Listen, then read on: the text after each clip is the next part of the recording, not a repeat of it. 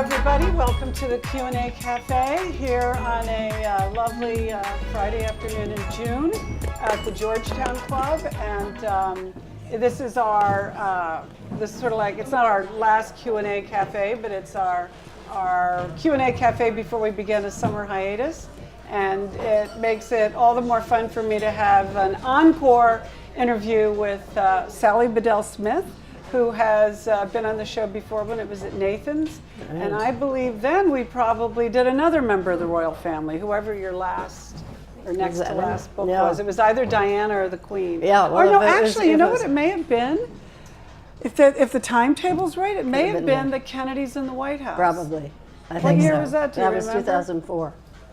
When I was thinking about your books today, is that with Pamela Harriman and the Kennedys, Georgetown has been featured twice, right? Yeah. Or am I missing one? No, I think that was it. Pamela Harriman and the Kennedys. They were Georgetown. And am I imagining that you were once thinking of some other Georgetowner that I can't think of right now, that you were exploring the possibility of doing a book? Was it Evangeline Bruce? Was it somebody I might have had a nanosecond of thought about Evangeline Bruce. Because it got me, I actually was wondering how many times, you know how you always hear about the actress who was offered this part and that part for the movie that the other actress got. Right. But I'm wondering how many people you've looked into get started on, and then for whatever reason, you're like, this isn't going to go anywhere, there isn't a book there. I mean, I've never really technically got started in anything, but there was a moment,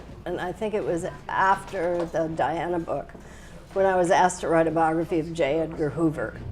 And so I thought, well, interesting, portrait in power, portrait of corruption, could be fascinating, Washington. So there was a massive book that was written, I think, back in the 80s, and it was like 1,000 pages long, and it was basically sort of got it done. Well, it was so depressing to read it. It was like a 1,000-page indictment, which, you know, I think is one way of approaching a biography. But I think I have to live with this person for 3 or 4 years when usually, you take it on, and they kind of inhabit you. You know, they become, you would think of them when you're walking around town, you think of them, you live with them. And I very quickly, I was halfway into this book, and I knew I simply could not live with J. Edgar Hoover. It was just not gonna, that was not on, as the English say.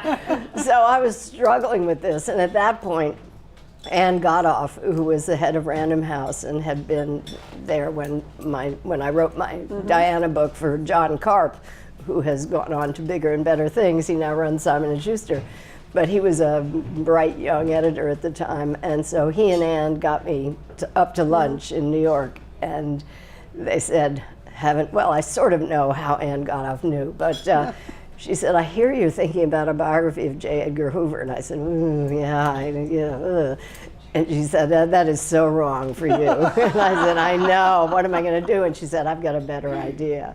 And I said, what's that? And she said, how about the Kennedys in their circle during the White House years? And I said, bingo. Yeah, exactly. You know? So I was lucky on that one. I dodged it, but I wasn't going to do it anyway. So that's interesting. The idea of the Kennedys came from your editor. Yes. Tell me this. I'm curious. Where do the ideas usually start from? Yeah. When is it the editor? Is it you? Or it has has been both. I was the original original biography I wrote about Bill Paley came directly out of my work covering television for the New York Times, Guide and you know, all of that, and sort of writing about the industry. And I thought, well, I think it's time to take a deep dive and see what I can find out about somebody and plunge into this world of being a biographer. And he was by far the biggest life. And also, you know, had this kind of glamorous image, this amazing wife, who was gone by then, but and he sort of combined not only being a titan of industry, but a connoisseur of art and very stylish man. Still alive. Oh yes, he was, and he had written his own memoir, and which was great because it sort of provided me with the skeleton on Had you ever met him? Oh yeah, I had met him. Because you were covering him. I had met him, and then I started working on the book. And he immediately found a ghostwriter to do his second volume because he was, if nothing else, very concerned with power. Right. But fascinatingly, he invited me to have lunch with him 3 times. Do you remember where? Oh, yeah. The first time was at Caravelle, and then the second 2 times, happily, were in his apartment, sitting underneath a beautiful Vuillard. Yeah. Sounds right. So, and he kept saying, "I'm not going to tell you things because I'm saving them for my book." I said, "All right," but I got all kinds of wonderful insights into him just from those exchanges over lunch. I mean, the first one when we were at Caravelle, and we were looking at the menu, and he said, "I'll have oysters," and he said, how many oysters are in the appetizer? And they said 12, and he said, "I'll have 14." And I thought, well, that's typical. Yeah. And then for the second one, it was his birthday, so I went to a shop on Madison Avenue and bought him those beautiful marble fruits that are hand painted in Italy. I bought a peach and a pear and had them beautifully wrapped in a package, and I gave them to him, and he opened them up. He was like a little boy. He was tearing the packages apart, and so, these were just little windows into what he was like. He thought they were real, and he was about to start eating them, and then I said, no, they're decorative objects. So that was a sort of. What a great way to begin, though. I know. For your first crack at this. But he wouldn't submit to an interview. Although there was a wonderful moment when I had approached Henry Kissinger because he was on the CBS board, and I wanted to interview him. And he was a little reluctant to do that, but he did invite me to a dinner party at River House. And I walked in the door, and he said to me, "I have delivered your subject on a silver platter." And there was Bill Paley surrounded by all these women like Annette de la Renta, Evangeline, all these women who were called the fishes, who were swimming after him. And so that, that took 5 years, and I had great access to a lot of people who knew him professionally and personally. And in the course of it, I discovered that he'd had an affair with Pamela Harriman during World War II. And I thought, aha, I think this may be my next book. So I started Saving String, and that resulted in my book about her.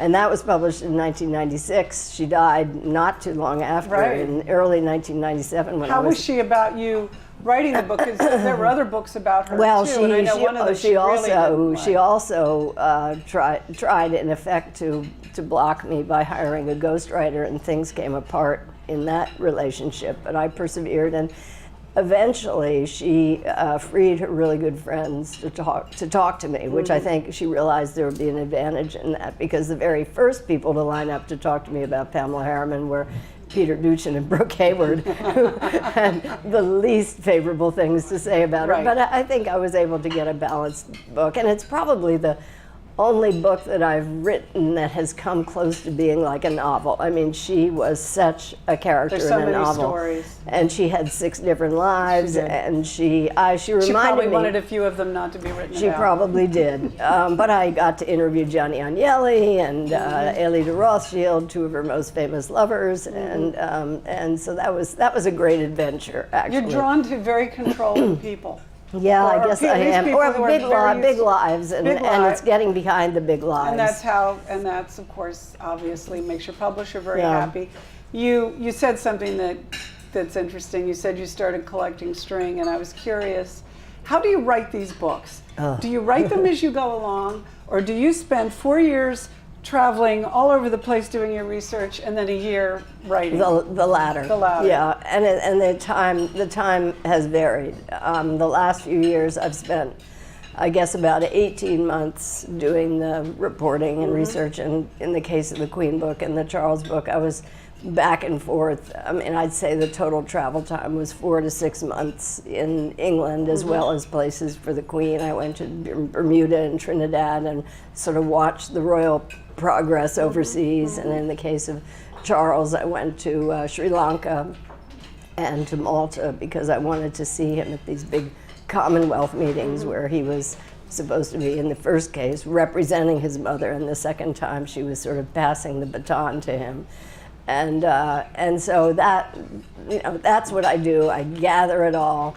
And then I spend about 6 months organizing the book, and then usually about a year. In the case of Prince Charles, it actually took me about 18 months to write. So it took me 4 years all told for the prince, and 3 years for his mother, who's 22 years older. But it turned out. Do you bring on staff when you start writing?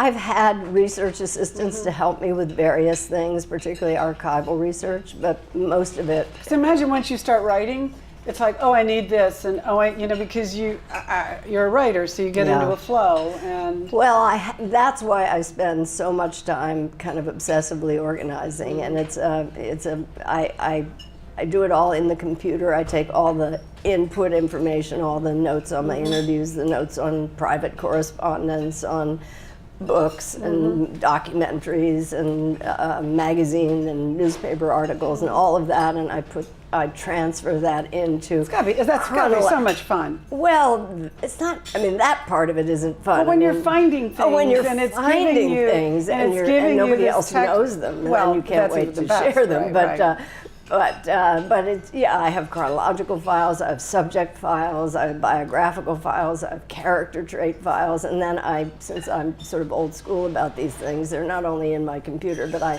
print them out, so I have many boxes. Actual copies. The back part of our apartment you don't want to look at. And then I gather that all your subjects, probably with the exception of the Kennedys, because they weren't alive, have given you, if not an overt blessing to explore their lives, there is a subtle agreement that you're welcome in and you can get close, even if you may not be able to get as close as you want to. That it's not an official biography, right? But you're not doing this completely rogue. I mean, I've had a lot of cooperation from Buckingham Palace and from Clarence House. And I was very straightforward with them. I said, look, I'm an independent biographer. I don't want to have anything vetted or anything like that. So, and they've gone along with that. You did Diana before the Queen, right? I did, and that was a special circumstance because I got a call from Random House 2 days after she died. And they said, would you consider writing a book that would be published a year from now? And I said, I couldn't possibly do that. But 2 years from now, I can think about, because my previous 2 books had both taken 5 years. Right. And this one I had to do in 18 months. So it was really working at warp speed. And I did it. I went over there, and I guess I spent about 4 months over there. And but I had to do it so fast, and there really wasn't any official place to go because when she died, she was no longer in HRH. She was sort of an independent operator with connections to the royal family, obviously, and was given a send-off that was the equivalent of a royal funeral. Yeah. But mostly for the children and the country. Yeah. And so I knew a lot of people who knew her, and as is always the case in these books, there's always a daisy chain. I knew a friend who could introduce me to the headmistress and the matron of her boarding school. And did you ever meet her? I did meet her. I met her once. Same here. I met her once. In a very, atypical situation. It was back in 1994. And a friend of mine was married to one of Kay Graham's sons, Billy. And she invited me to come for the weekend with my kids. And so I arrived there with my 2 younger children. My older son was working at the Martha's Vineyard Airport for the summer. And he knew he was supposed to come to Catherine Graham's beach house, but he didn't know anything else. And she had invited the great friends of Diana, Lucia, and Paolo Tarso. Used to be the Brazilian ambassador. Brazilian ambassador and his wife. Where she would stay when she was here. Diana was staying with him, had been there for a week or so. And so we got there, and my friend said, Diana is going to be at lunch. And so I said to the children, okay, don't ask her a question, shake her hand, call her ma'am, etc. But I didn't have any chance to tell my older son any of this. So he ran down the hill late, wearing his little Martha's Vineyard T-shirt, Martha's Vineyard Airport T-shirt. And he ran up to me and gave me a hug, and I said, Princess Diana is behind you.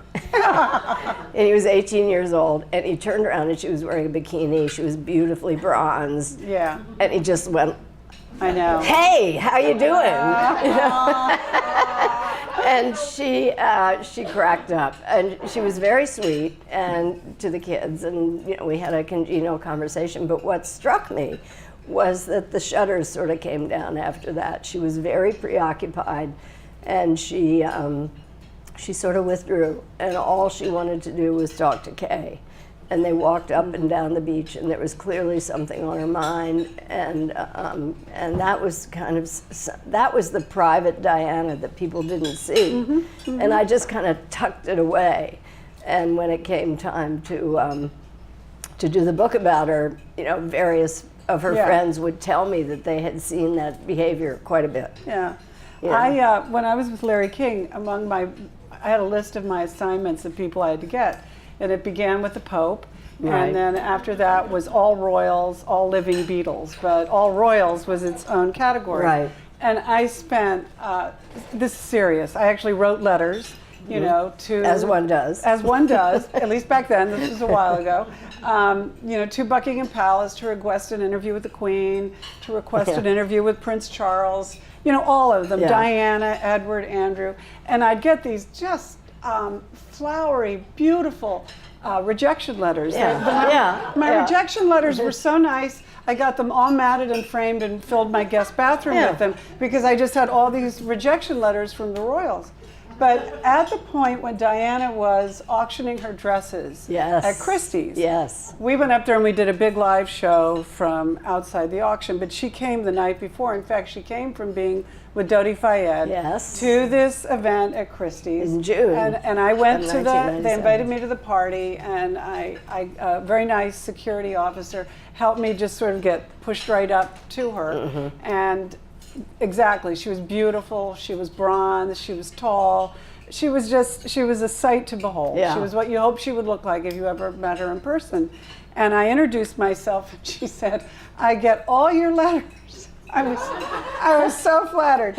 And she said, "And I'm sorry you put so much effort in for so little result. But I'm never going to do an interview. But thank you so much." She was just very polite. And then the security officer shoved me on my way, and I guess she was dead soon after. Well, there's actually a story about that night in my book, told to me by Ward Larnigan, who who's head of Verdura. The jeweler, right? Yeah, Verdura, and she loved Verdura jewelry, and she didn't. I don't know how much of it she bought, but every time she didn't need to buy. She didn't need to buy. Every time she came to the States, she'd call up Ward and say, "Could I have a piece or two?" Right. And so for this particular evening, for this reception before the big auction, she chose a Verdura bracelet that had originally been made for Coco Chanel, I think, and it had interlocking C's on it. It was a beautiful bracelet, and she deliberately chose it, and she wore it to this reception, and as people were coming in, she would hold it up and she'd say, "This is for Charles and this is for Camilla," and everybody would laugh. Well, she didn't say that to me. She was not above making mischief, because this was around the time that Camilla was having her big 50th birthday party at Highgrove, and so she was doing anything she could to interfere in any... Stir the pot. Stir the pot. She was definitely said, "This is for Charles," and everybody was laughing, and they just thought it was... Now, so having done the Diana book, and given the royal family's whole history with Diana, and then you go to the Queen. Having done the Diana book, did that help you or hurt you to get access to the Queen? That's a really good question. As I started the book and got nowhere. The kinds of polite, flowery, lovely responses that you got.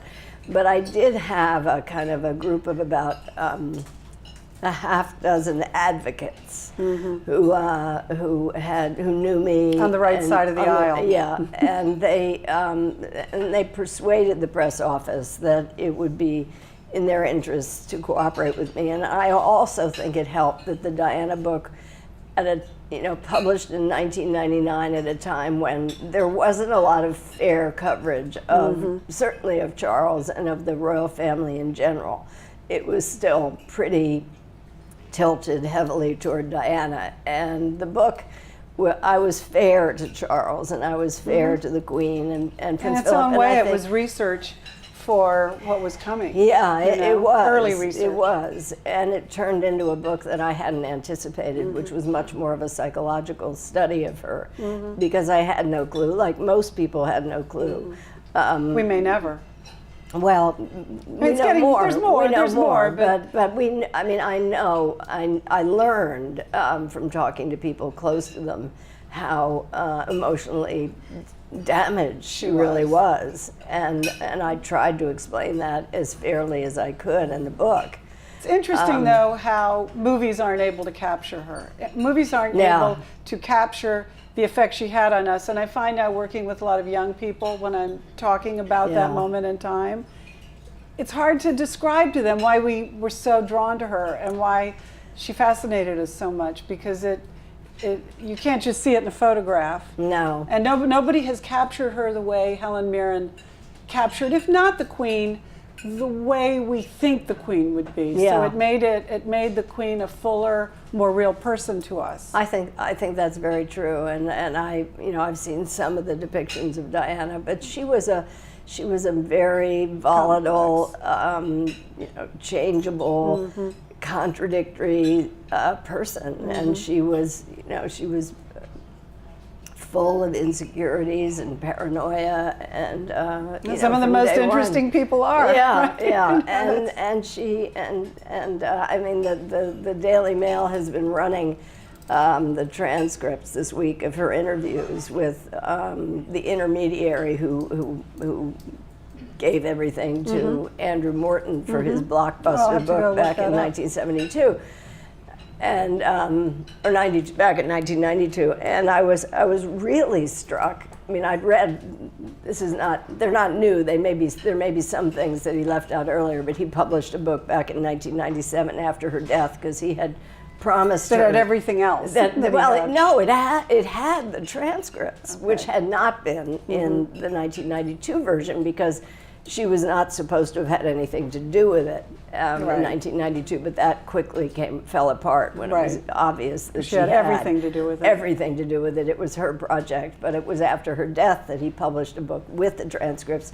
Now he's republishing them for the 25th anniversary, and I had read them all before, but reading through them again, I can just see how in 1991, when she was giving these interviews, that she was, manifestly, she was suffering from severe mental illness, and that describing her past behavior, but also in the way she expressed herself, and it's very disquieting to read it now. I mean, a lot of things that she said, particularly about Prince Charles, have been proved to be inaccurate. But for example, one of the things she said that kind of became famous, certainly in the original book, was that he had caused her bulimia when they were engaged, when he pinched her in the side and said, "You're getting a bit chubby." And she said, "That is what started me, binging and purging." But toward the end of her life, actually, in May of 1997, she had given an interview to a bunch of people who were being treated at a place called Roehampton Priory, and she told them about her bulimia having begun when she was a teenager at boarding school. So there was a lot in her interviews that she wasn't truthful about. On the other hand, she was, even though she wasn't very intellectual and book smart, she was pretty good at sizing people up. And intuitive, she was very intuitive, and there were certain things about the various members of the royal family that just when she was kind of giving her take on them, that were pretty accurate. I was struck reading this week how many of them were. Yeah. Who's most like her, William or Harry?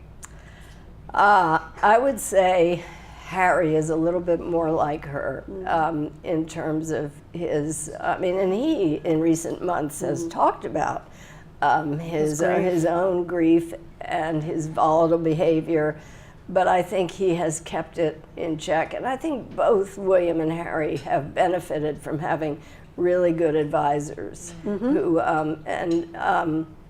mean, it's so interesting because when Charles was growing up, Prince Philip sort of ruled him with an iron grip.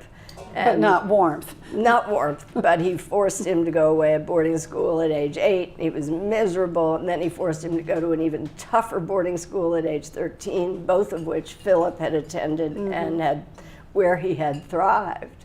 But Charles, who was a much more sensitive, delicate flower, hated both places, and in fact at Gordonston, the school in Scotland, where his father had been a sort of, he'd been a star. Right, thrived, as you said. He had been an athlete, and he'd been a leader, and he was like an boot alpha. camp, wasn't it? Yeah, well, Charles called it Colditz and Kilts. You know, he thought it was like prison. Yeah.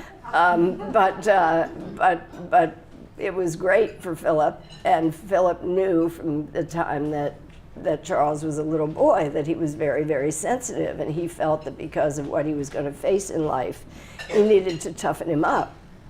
And in some ways, I mean, it was terrible because he was bullied and he was punched. It crushes your spirit. Yeah, but on the other hand, it kind of gave Charles an inner steeliness and made him a little less conventional. So it kind of had some unintended consequences. But the minute he, you know, as the heir to the throne at age 21, he inherited this vast portfolio called the Duchy of Cornwall. So he had his own independent income, so he could figure out what he wanted to do on his own. And in the process, he's done some, you know, quite remarkable things, but he also latched on to some fairly peculiar people to advise him. And William and Harry have had very traditional advisors. They've had military men, they've had somebody that a lot of people in Washington know very well, David Manning, who was the British ambassador until 2009. The Queen understood that they needed a wise man in the room. Yeah. So she suggested to them that they hire him, and they did, and he's still working for them, and he keeps saying, you know, do you still need me? And they do. Is Earl Spencer in their lives, and has Charles reconciled or made peace with that wing of the family? Yeah, is there a I mean, bond I think at all? up to a point, they obviously, I don't think they're very close. The boys are very close to Charles Spencer. I think this is Diana's brother who made the famous inflammatory speech at her funeral. Right. And not too long after the funeral, Charles took Harry to South Africa, where Charles Spencer was living with his wife in a tempestuous marriage. Should I say then wife? Then wife, yeah. He's had a couple he's more had a few, since. But yeah. anyway, there was a reception for Nelson Mandela. And Charles, sort of for the first time, and this was later in '97 or maybe early '98, Diana having died at the end of August. Right. And for the first time, he spoke of Diana's contribution, her good deeds, how much she had done for the people of Africa, particularly in her AIDS awareness and landmine programs. And this was something that everybody had been wanting to hear. So it was significant, and everybody stood up and gave him a round of applause, and among them was Charles Spencer. And I think, and that is the first time they saw each other since the funeral. And but I think they probably have a correct relationship, but I don't sense that they're close. I think the boys do see Diana's other sisters, Sarah and Jane. And because they're in the court, aren't they? At least one of them. Well, yes, Jane was married to Robert Fellows, or is married to Robert Fellows, and he was for some years, during the turbulent years, he was the Queen's principal private secretary, and he got caught in the crossfire an awful lot. But they have children who are friends with William and Harry, and so there is a closeness there. Remember famously in her TV interview, Diana said there were 3 of them in the marriage. Mm-hmm. And we understood there what were that actually meant. 4, maybe 5. Yeah. But is she still on Diana's side? Is she still in their marriage? Have they made peace with Diana, Camilla, and Charles? Does she exist in an appropriate way in everybody's lives, or is it still a difficult subject? Well, and set aside? I think Charles was, in a way, he was kind of liberated after Diana's death. He was able to demonstrate to the world, really, that he was a loving and responsible father. Mm-hmm. And Diana didn't really let the world know that. Mm-hmm. When she was alive. She kind of overwhelmed him in that regard. So he was able to show that. He put a sign in his dressing room that said, "Be patient and endure."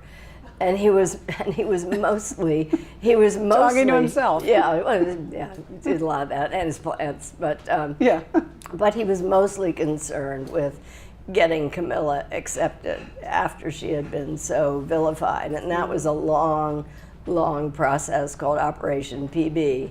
And William and Harry have talked about how little they could really speak of her for many years. Mm-hmm. That she kind of receded from everybody's life. Obviously, there were things going on like the inquest that kept her name in the headlines. But at the 10th... But in the most fraught way. Yeah, in the most fraught way. And on the 10th anniversary, William and Harry sort of tried to reclaim ownership of her, and they had a concert on her birthday, or what would have been her birthday, and then they had a memorial service in the Guards Chapel, and there was a big controversy over whether Camilla would come. She was originally supposed to come, and then she decided that it would be that she faced the prospect of people yelling at her and putting up signs saying "Go away," and so she decided not to go. I think this summer has probably been tough and will continue to be tough for Charles because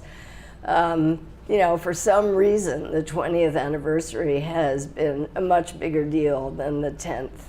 And there are lots of documentaries and... that just happens, right? Look, Diana's copy, she'll probably be copy for the 25th, and people know that there are a lot of people. Is your book being reprinted?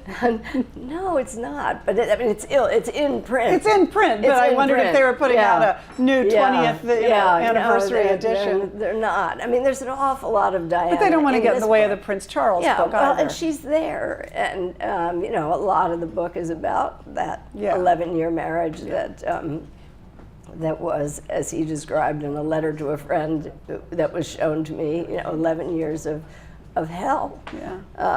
It was a mismatch. I mean, one of the most startling things that I found when I was doing my research and doing my meticulous timelines was that they had only been together a dozen times. Yeah, I found that stunning when I read that. When he proposed to her, and only a few of those times were they alone. And they were never together that way. Yeah. It was just that they happened to be and I are together. Yeah, sitting in a room together right. somewhere.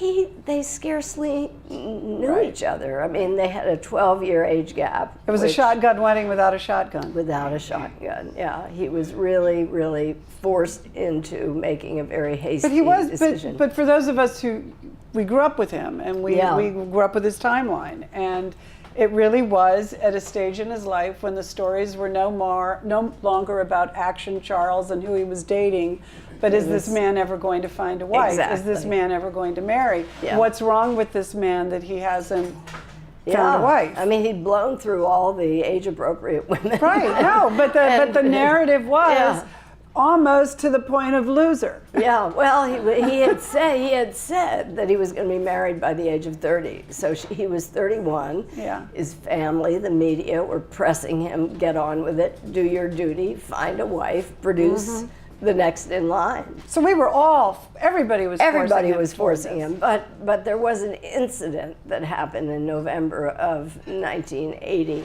when the famous Royal Train incident, when he had taken the Royal Train to go visit some of his Duchy of Cornwall properties. Right. And the Daily Mirror ran a story saying there was a mystery blonde who had joined him and spent the night with him on the train, and they said it was Diana.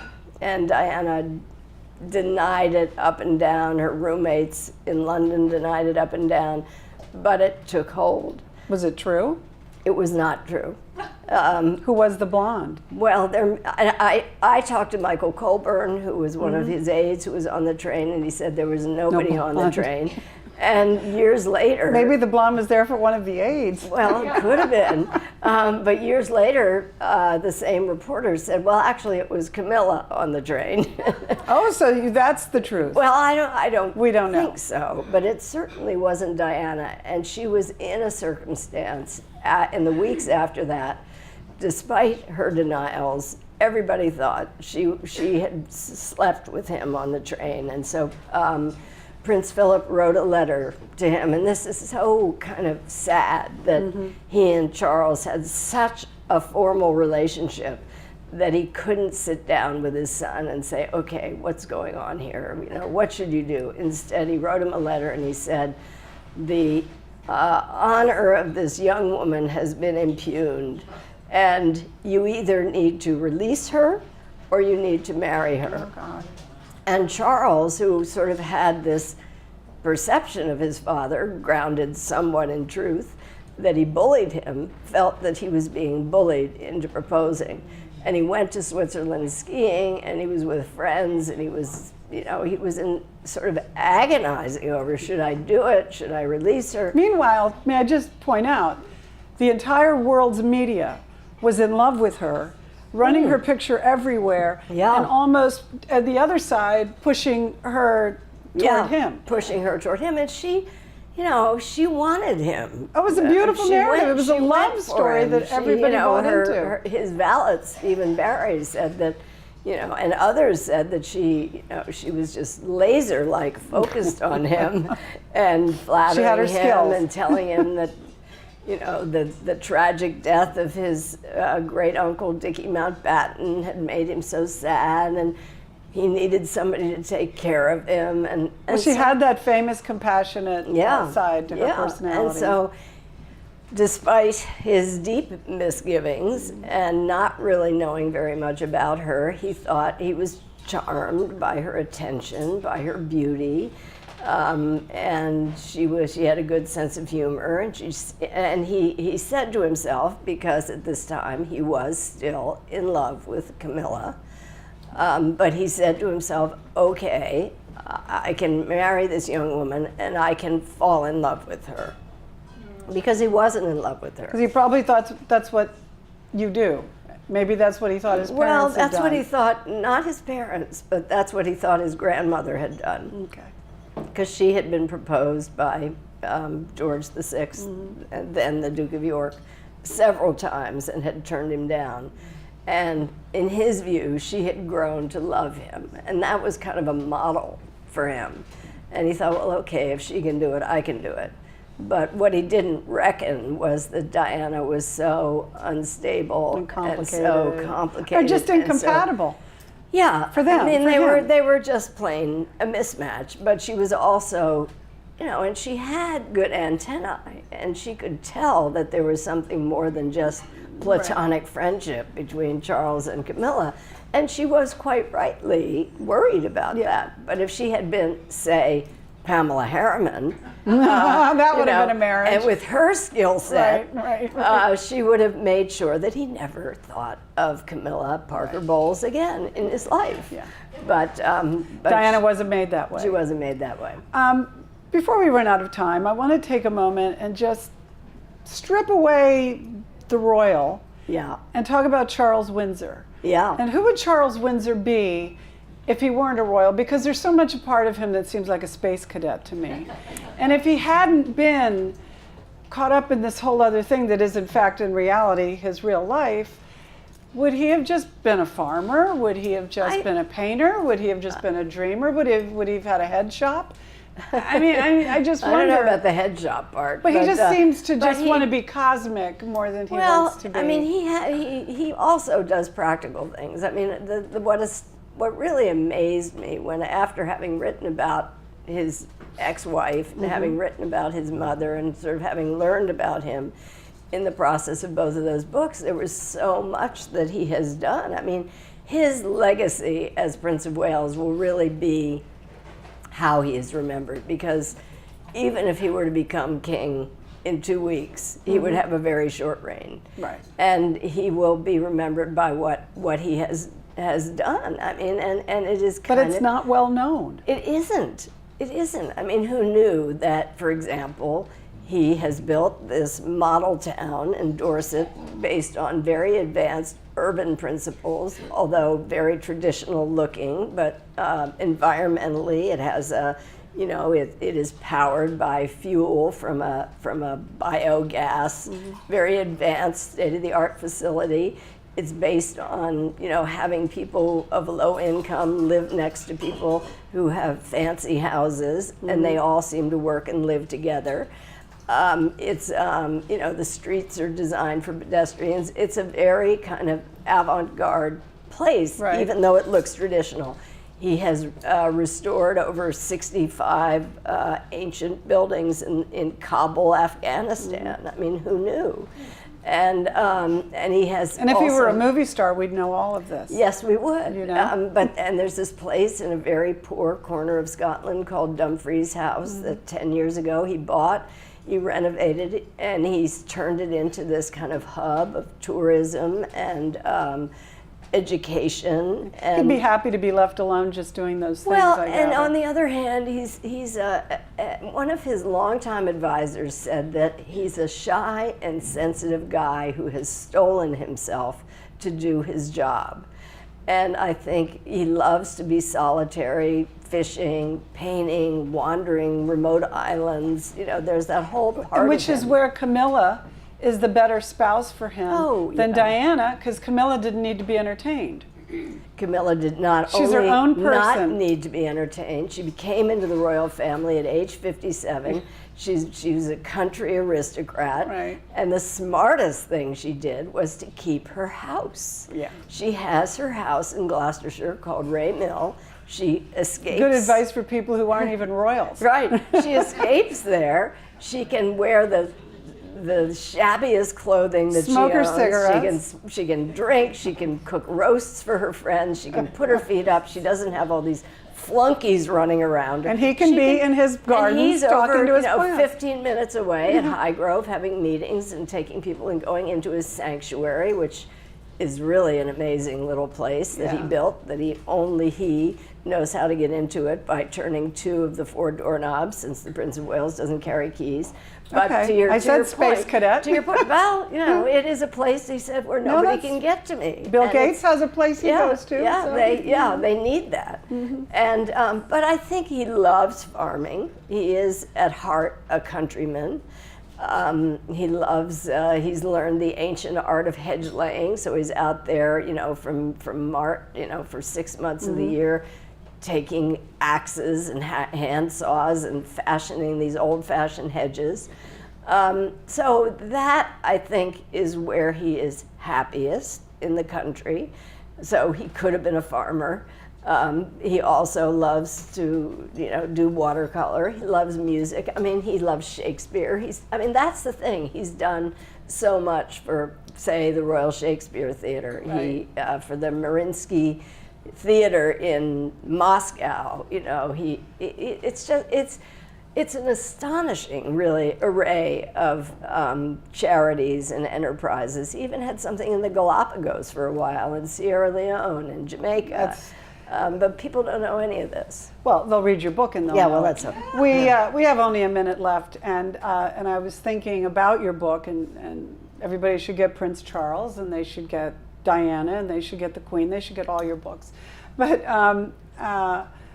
it's at this moment in time where we're consumed by Trump, and that it's like a marvelous distraction to go read your book and be taken away from what Chris Matthews likes to call our royal family, because he posits that, you know, Trump runs the White House like he is a royal family. And you were working, and you've been over in England a lot, selling the book and working on the book. Yeah. What do the royals think of Donald Trump, and what do the English think of him? Well, I can tell you that the first royal to meet Donald Trump was Prince Charles back in 1988 when he was in Palm Beach for a polo match, a charity polo match.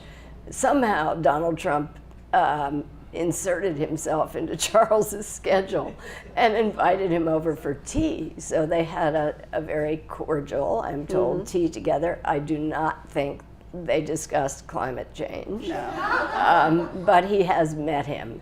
They're being very discreet about what they think, which is the way they because it's so typically complicated are. as to whether Trump will go over Yeah, and have a visit, I mean, which would that involve has the much Queen. more to do with the, you know, the kind of the politics Yeah. and the state of the government right now. So it may well be that the state visit in the gold coach that he'd been looking forward to may not happen, May or not may happen. be postponed. Well, we'll keep watching. And Sally, our time is up. Yeah. It's been wonderful. Well, thank you. Another great book. You said you're not going to write any more books, but we don't know that I know, for I sure. never said that. Oh, I thought you said in an interview that I this know. was your... You know, somebody. Thank God, I'm happy to hear that. No, I looked at that and I said, where did that come from? Okay, I well, never good. said I'm it. glad I that just, we have I made just that said I clear. haven't figured it out yet. Okay, so then we'll just talk to you again when you figured it out. Yeah, no, I've got a few ideas percolating, and I hope by the fall Well, I look forward to that. You'll be back at it. I wouldn't give up. Okay, good news. Well, thank you, everyone. Thank you for coming. Thank you for watching, and thank you, Sally. Thanks, Good Carol. to see you. It was a pleasure.